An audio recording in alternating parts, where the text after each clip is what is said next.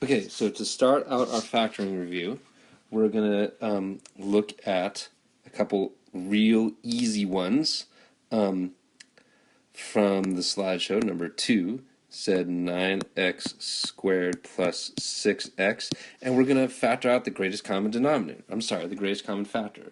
So the greatest common factor, the first thing we do is we look for the greatest common factor between the two whole numbers, which is 3, right? So we're going to say that it is 3 on the outside.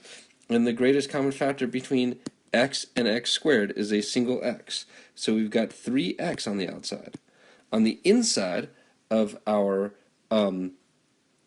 parentheses, which is, remember, basically factoring out the greatest common factor is a little bit like setting up a distribution problem, right? So 3x times what?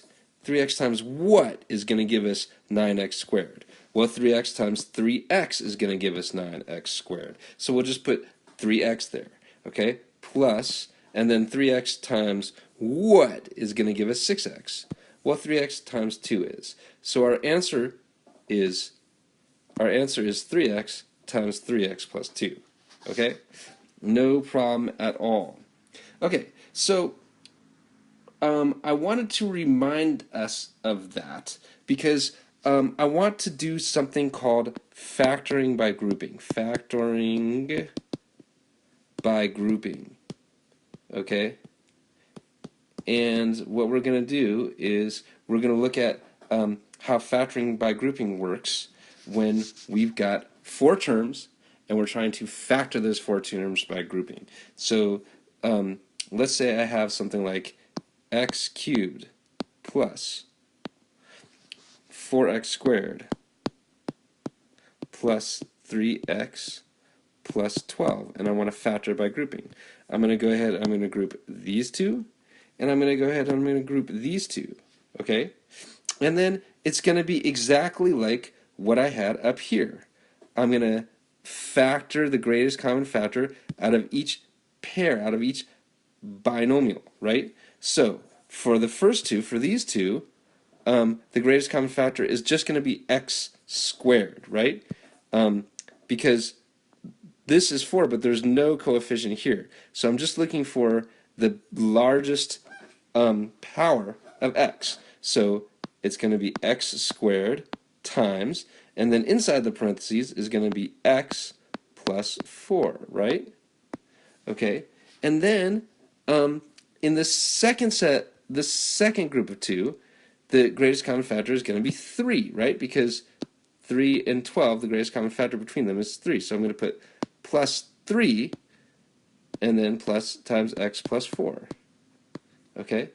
Now, the most important part about factoring by grouping is that these two binomials have to match, and they do in this case. So that means that I know that x plus 4 is one of my factors, and the other factor, we just combine those two. So it's x plus 4 times x squared plus 3. Okay? Now, let's say we had something like we didn't actually have only pluses. Let's say we had something like 3x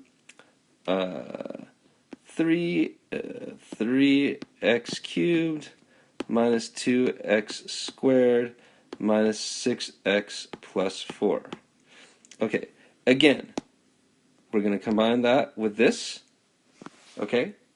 And, I'm sorry, we're going to combine these two here, and then we're going to combine these two here, and then we're going to factor out the greatest common factor. So in the case of the first two, okay, it's again just going to be x squared. So I'm going to take x squared out, and it's going to be times 3x minus 2.